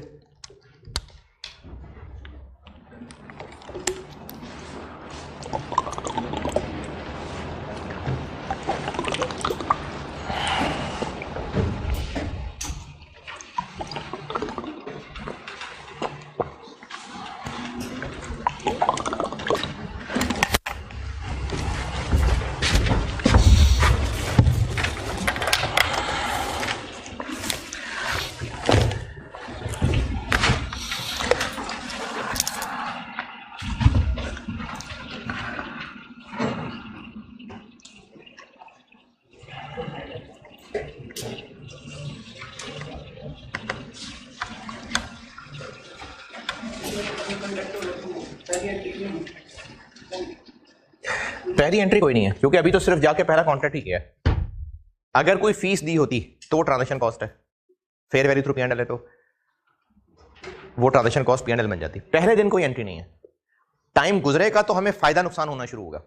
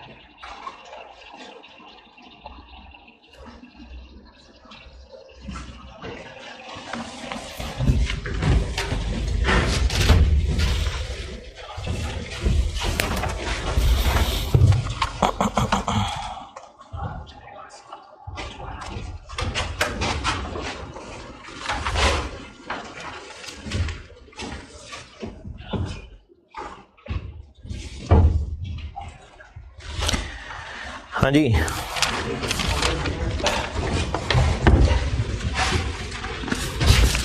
डन। बाय किए हैं, कल को फिर सेल करने पड़ेंगे, और बाय किस रेट पे किए हैं? 10,000 पर बैरल, और 12 कॉन्ट्रैक्ट्स हैं, और एक कॉन्ट्रैक्ट में 150 बैरल हैं। तो ईयर एंड है 30 सितंबर, नहीं 30 जून। तो पहले 30 जून ईयर एंड पे आके हम सिर्फ ये कैलकुलेट करके देखेंगे कि अगर ईयर एंड पे जाके इसको क्लोज यानी सेल करते तो 200 रुपए का लॉस है, और वो 200 रुपए का लॉस इंटू 150 इंटू 12, तो ये एंट्री हो गई ईयर एंड पे। लॉस है, पैसे देने पड़ेंगे, इसलिए P&L डेबिट और फाइनेंशियल लायबिलिटी क्रेडिट। और फिर फाइनली जब 30 सितंबर को जाके क्लोज कर देंगे तो फिर मजीद लॉस हो गया, तो उस मजीद लॉस की एंट्री हो गई, और एंड पे जितना टोटल लॉस है वो पैसे दिए और जान छुड़ा के घर आ गए। हाँ जी, इस लॉस की कैलकुलेशन और एंट्री में कोई एतराज? चले, लास्ट चीज स्वैप। ये आसान सा है। स्वैप ये है कि या तो हमने लोन लिया हुआ है या दिया हुआ है, और वेरिएबल यानी फ्लोटिंग रेट लोन है। फ्लोटिंग रेट लोन का मतलब होता है कि KIBOR plus something, KIBOR Karachi interbank offer rate, और लाइबोर क्या होगा? हाँ, लंदन, लाहौर नहीं लंदन। तो काइबोर प्लस समथिंग। और ये जो काइबोर है ये गवर्नमेंट डिसाइड करती है हर महीने, और ये अपडेट होता रहता है। तो इसको फ्लोटिंग इसलिए कहते हैं क्योंकि इंटरेस्ट रेट चेंज होता रहेगा। जब गवर्नमेंट काइबोर चेंज करेगी तो इंटरेस्ट चेंज हो जाएगा। कंपनी ए है, इसने लोन लिया हुआ है 200 मिलियन का, और वो लोन इसने लिया है काइबोर पे। हर साल काइबोर अपडेट होता है, और वैसे तो हर महीने होता है, लेकिन इसके बैंक ने बताना है कि वो कब अपडेट करवेंगे इसको। कंपनी ए को हर साल इंटरेस्ट सेम क्यों नहीं पड़ रहा होगा? क्योंकि काइबोर चेंज होता रहेगा तो उसका इंटरेस्ट चेंज होता रहेगा। एक कंपनी बी है, इत्तेफाक से उसने भी लोन लिया हुआ है 200 मिलियन, और इसको इस 200 मिलियन पे जो इंटरेस्ट पड़ रहा है वो पड़ रहा है 12% फिक्स्ड। ये भी खुश नहीं है, क्योंकि इसको लगता है कि कल को इंटरेस्ट रेट्स ने बढ़ जाना है, तो इसको क्यों टेंशन है, क्यों रो रहा है? इंटरेस्ट बढ़ जाएगा। कंपनी बी को लगता है कल को इंटरेस्ट रेट्स ने कम हो जाना है, ये भी खुश नहीं है। ये क्यों खुश नहीं है? क्योंकि इसको तो वो 12 ही पड़ता रहेगा। तो ये दो अपोजिट एक्सपेक्टेशन वाली कंपनीज हैं। इन्होंने इत्तेफाक से सेम बोरोइंग की हुई है, और अगर सेम बोरोइंग ना होती तो फिर भी जो मैं स्वैप बताने लगा हूं उसके लिए ये कोई बेसिक अमाउंट एग्री कर सकते थे, उसको नोशनल अमाउंट भी कहते हैं। इन दोनों कंपनीज की मुलाकात कराई किसी बैंक ने। उस बैंक को इन दोनों की अपोजिट सोच का पता था कि इसको लगता है कि कल को रेट्स बढ़ने कम होने, और ये काइबोर पे लोन लेके फंस चुका है, और इसको लगता है कल को रेट्स कम हो जाने हैं, ये 12% पे लोन लेके फंस चुका है। एक हल तो इन दोनों के पास ये है कि ये अपने अपने बैंक्स के पास वापस जाएं, लोन खत्म करें और कॉन्ट्रैक्ट रिवाइज कर लें, लेकिन उसमें खर्चा होगा, लोन कैंसिल करेंगे, फिर दोबारा से टाइम लगेगा। तो इन दोनों को किसी ने मुलाकात करा के कहा कि तुम चाहते हो कि काइबोर की जगह फिक्स्ड हो जाए, तुम चाहते हो फिक्स की जगह काइबोर हो जाए, तो तुम अपने अपने बैंक्स के साथ कॉन्ट्रैक्ट खत्म ना करो, आपस पे इंटरेस्ट अदली बदली कर लो। ये अपने बैंक को काइबोर देता रहे, लेकिन वो काइबोर ये उसको रीइंबर्स कर दिया करे, और ये अपने बैंक को 10 देता रहे 12, और वो उसको 12 रीइंबर्स कर दिया करे। अगर 2021 में काइबोर 13% हो गया, इन दोनों ने आपस में स्वैप कर लिया कि ये दोनों एक दूसरे को इनके इंटरेस्ट रीइंबर्स कर दिया करेंगे, इसको स्वैप कहते हैं। अगर 2021 में काइबोर हो गया 13%, तो ये अपने अपने बैंक्स को एक्चुअली क्या पे कर रहे होंगे? ये 13 दे रहा होगा, ये 12 दे रहा होगा, लेकिन स्वैप के तहत ए बी को 12 दे देगा और बी से 13 ले लेगा। तो एंड रिजल्ट इफेक्टिवली ए की जेब से 12 जा रहा होगा और बी की जेब से इफेक्टिवली 13 जा रहा होगा। और मैंने तो ये प्लस माइनस की आसानी के लिए काइबोर 13 रख दिया। अगर आप 13 की जगह काइबोर ही लिख दें बस, तो ये इस तरह की शक्ल बन जाएगी कि कंपनी ए एक्चुअली अपने बैंक को काइबोर पे कर रहा होगा, ये 12 पे कर रहा होगा, जबकि स्वैप के तहत ए बी को 12 रीइंबर्स कर देगा और बी ए को काइबोर रीइंबर्स कर देगा। तो इफेक्टिवली ए की जेब से 12 जाने लग जाएगा और बी की जेब से, तो अपने अपने बैंक्स के साथ कॉन्ट्रैक्ट्स चेंज किए बगैर ये अपनी अपनी डिजायर्ड पोजीशन पे शिफ्ट कर जाएंगे। एक इंटरेस्ट दे रहा होगा फ्लोटिंग पे, एक इंटरेस्ट दे रहा होगा फिक्स्ड, और ये दोनों अपनी पोजीशन से खुश नहीं होंगे। तो स्वैप में दोनों अपनी एक दूसरे के साथ पोजीशंस चेंज कर लेते हैं, ये स्वैप है।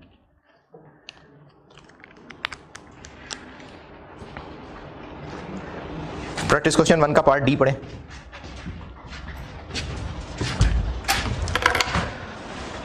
और मैं सॉल्यूशन से ज़बानी बताता हूं आपको। पहले पढ़िए पार्ट डी।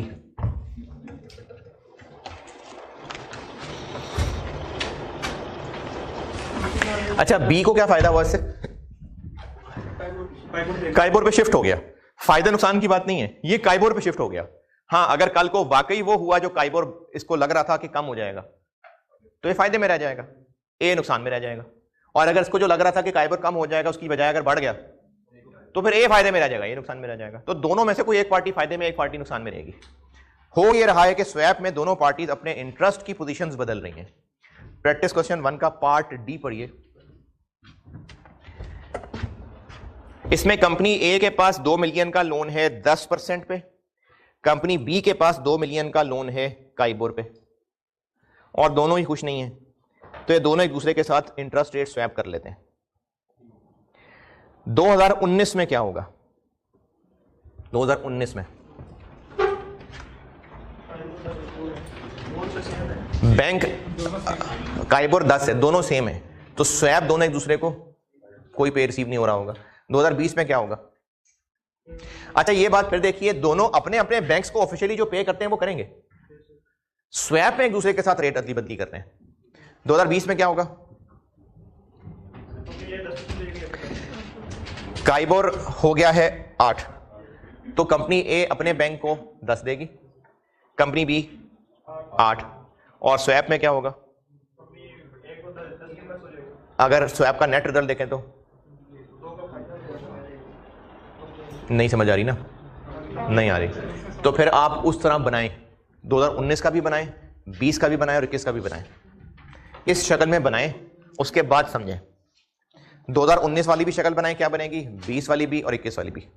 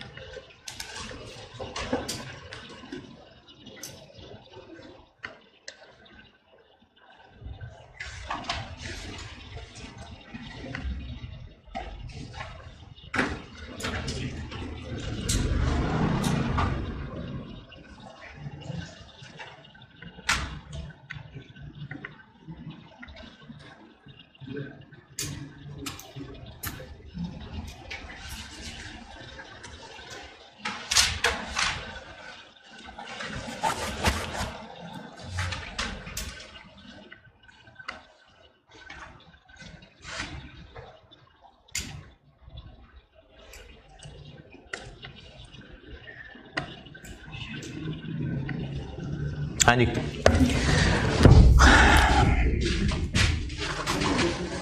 Yeah.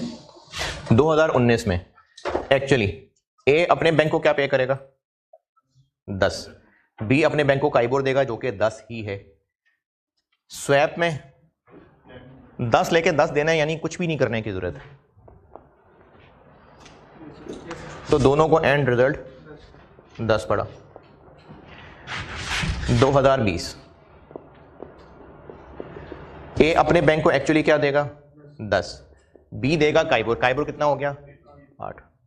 स्वैप के तहत ए बी को ये उसका 8 रीइंबर्स कर देगा और बी ए को ये उसका 10 रीइंबर्स कर देगा।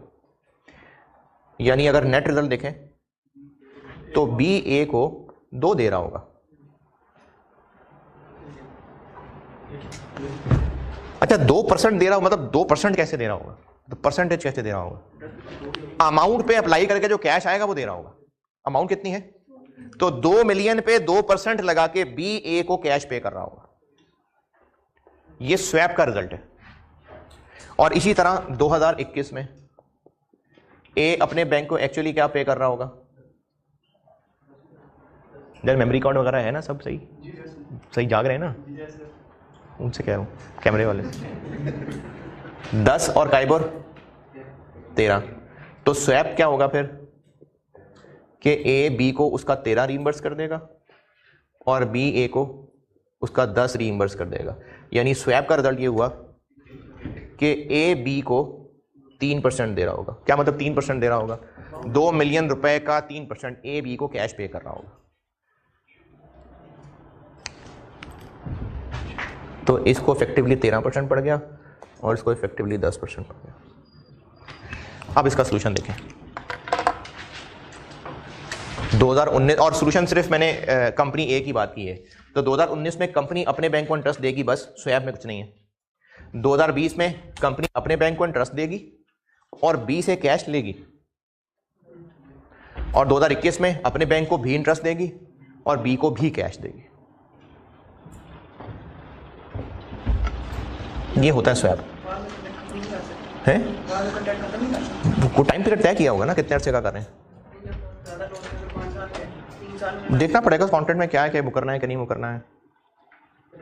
अच्छा, अब इन चारों मिसालों में कॉमन बात यह है कि पहले दिन फायदा नुकसान नहीं था, टाइम गुजरेगा तो फायदा नुकसान सामने आएगा, और ये जो फायदा नुकसान होगा ये किसी चीज से लिंक होगा, जैसे डॉलर की वैल्यू चेंज होने से, गोल्ड की वैल्यू चेंज होने से, इंटरेस्ट रेट्स के चेंज होने से। तो अब आप एक काम ये करें कि चैप्टर में आए, पेज जो भी चल रहा था पता नहीं 29,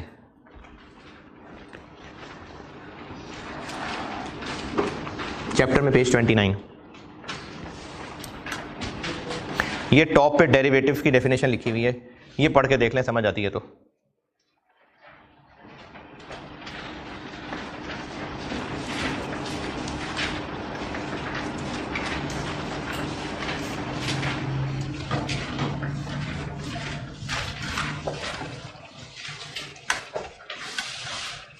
कि इसकी वैल्यू बदलेगी किसी और चीज में वैल्यू बदलने से।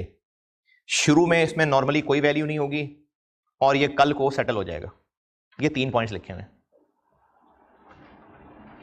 चले मैंने बता दिए, पढ़ना भी क्या है आपने बता दिए मैंने। इसकी वैल्यू बदलेगी किसी और चीज से लिंक करके, शुरू में इसकी कोई वैल्यू नहीं होगी, आस्ता आस्ता वैल्यू गेन होगी और ये फ्यूचर में सेटल हो जाएगा। और ये मैंने आपको फॉरवर्ड फ्यूचर ऑप्शंस स्वैप्स सारे बता दिए। और इसी पेज पे आखिरी डब्बा पढ़ लें और बस फिर ये वाला सेशन खत्म करते हैं। एम्बेडेड डेरिवेटिव पढ़ के देखिए, इसमें मुझे उम्मीद तो है कि काफ़ी समझ नहीं आएगा, लेकिन शायद आ ही जाए, इसलिए पहले पढ़ लें फिर बताता हूँ। पूरा डब्बा पढ़िएगा, आखिर में जाके वो जो मिसालें ब्रैकेट में लिखी है ना, शायद उससे बात समझ आए,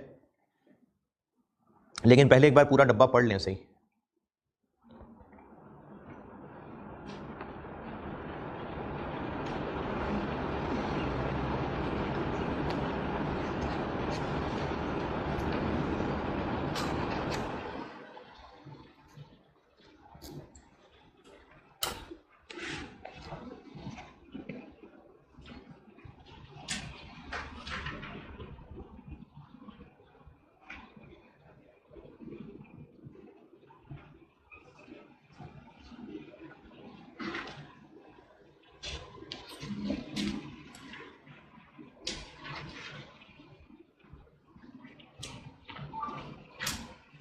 तो आप ही दो पैरा समझ आएंगे करना क्या है।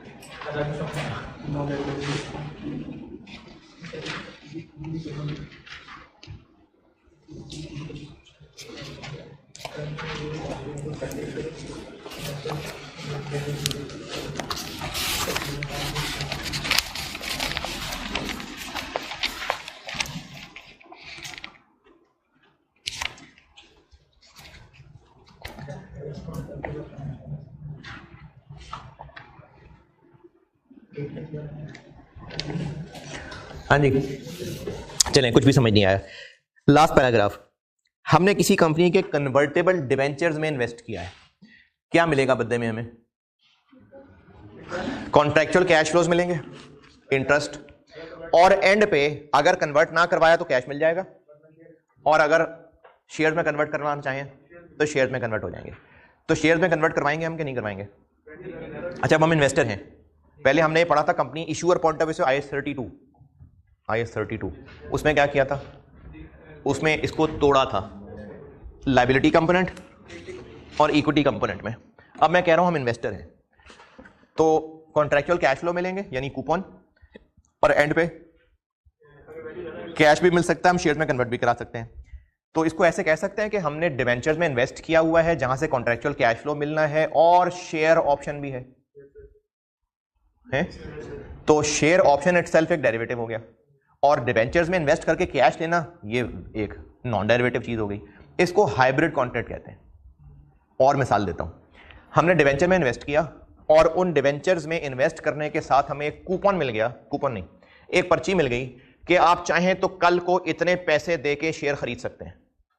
एक है कन्वर्टेबल के शेयर्स में कन्वर्ट करवा सकते हैं, एक है डिवेंचर्स विद वारंट्स कहते हैं उसको, कि आप डिवेंचर हमसे लें, पैसे हम आपको देंगे, एंड पे भी पैसे ही वापस करेंगे, लेकिन साथ आपको हम शेयर ऑप्शन भी जोड़ के दे रहे हैं। कल को अगर आपका दिल करे तो 35 रुपए देना, शेयर ले लेना। तो डिवेंचर ही में पैसा लगाया है, ये डिवेंचर डेरिवेटिव नहीं है, लेकिन साथ जो एक पर्ची मिल गई है, तो इसको हाइब्रिड कॉन्ट्रैक्ट कहते हैं कि इसमें मेन कॉन्ट्रैक्ट डिवेंचर है लेकिन साथ एक डेरिवेटिव भी है, इसको हाइब्रिड कॉन्ट्रैक्ट कहते हैं। और डेरिवेटिव इसमें छुपा हुआ है तो ये एम्बेडेड डेरिवेटिव है। अब ये मैंने मिसाल दी है डिवेंचर की। अगर हमने एक बिजनेस से गाड़ी खरीदी और गाड़ी की प्राइस पे की, अब वो जो गाड़ी हमारा एसेट है उसके साथ जिससे गाड़ी खरीदी उसने कहा जी गाड़ी तो हम आपको बेच रहे हैं, लेकिन चूंकि इन गाड़ियों की भी मार्केट स्लो है तो हम आपको साथ ऑफर कर रहे हैं, शेयर ऑप्शन भी दे रहे हैं आपको। तो हमने इस लालच में उसी कंपनी से गाड़ी खरीद ली, तो अब खरीदी गाड़ी है लेकिन साथ शेयर ऑप्शन भी मिल गई है, तो ये भी हाइब्रिड कॉन्ट्रैक्ट। अब इन दोनों मिसालों के अंदर डिवेंचर खरीदना फाइनेंशियल एसेट है, गाड़ी खरीदना भी फाइनेंशियल एसेट है? नहीं, वो नॉन फाइनेंशियल एसेट है। तो लास्ट दो पैराग्राफ में ये बताया है कि अगर आप नॉन फाइनेंशियल एसेट खरीद रहे हैं तो फिर उस नॉन फाइनेंशियल एसेट गाड़ी को अलग करें और उसमें जो डेरिवेटिव पोर्शन है इसको अलग करें, गाड़ी को पीपी में ले जाएं और ये जो डेरिवेटिव पोर्शन है इसको फाइनेंशियल इंस्ट्रूमेंट्स में ले आएं। लेकिन अगर जो आप चीज खरीद रहे हैं वो इन्वेस्टमेंट है, फिर तोड़ने की जरूरत नहीं है। ये लास्ट दो पैराग्राफ में लिखा। और पहले पैराग्राफ में जो नहीं समझ आया वो अगर आपको लास्ट दो पैराग्राफ वाली बात समझ आ गई तो पहला पैराग्राफ काफी। हाइब्रिड कॉन्ट्रैक्ट होता है जिसमें साथ डेरिवेटिव्स भी एक पर्ची के साथ शक्ल में शामिल होता है। तो अगर जो चीज खरीद रहे हैं वो एक फाइनेंशियल एसेट है तो फिर डेरिवेटिव अलग नहीं करना, लास्ट पैराग्राफ। और जो चीज खरीद रहे हैं अगर वो एक नॉन फाइनेंशियल एसेट है तो फिर डेरिवेटिव अलग कर देना, बस। और 47A बस।